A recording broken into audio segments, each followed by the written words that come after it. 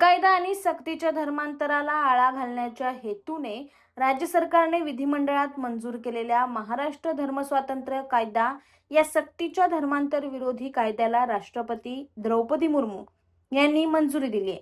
30 जुलै रोजी अधिकृत राजपत्रात प्रसिद्ध होताच हा कायदा राज्यात लागू झालाय. या कायद्यामुळे बळजबरीने किंवा फसवणुकीने केलेल्या धर्मांतराच्या प्रकरणात अत्यंत कठोर कायदेशीर कारवाई केली जाणार आहे.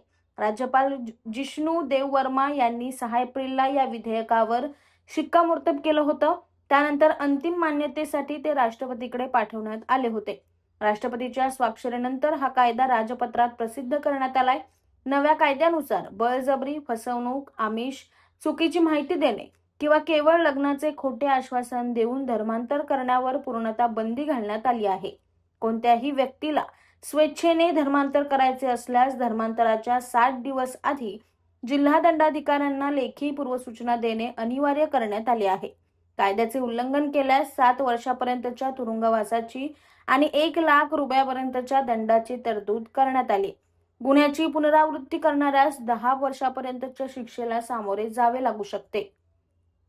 धर्मांतर विरोधी कायद्यातील तरतुदीनुसार 2 वेगवेगळ्या धर्माच्या व्यक्तीमध्ये विवाह झाल्यास त्या दाम्पत्याच्या अपत्याला आईचा विवाहापूर्वीचा जो धर्म होता तोच धर्म लागू होणार आहे. बेकायदा धर्मांतराद्वारे झालेल्या विवाहातून जन्माला आलेल्या बालकाचा वडिलांकडे उत्तराधिकार मिळवण्याचा हक्क मात्र कायम राहणार आहे. शिवाय संबंधित आई पोटगी मागू शकते. अशा प्रकरणात बाळाचा ताबा हा आईकडे असेल असे सरकारकडून विधिमंडळात विधेयक मंजूर करून घेतेवेळी सांगण्यात आलं.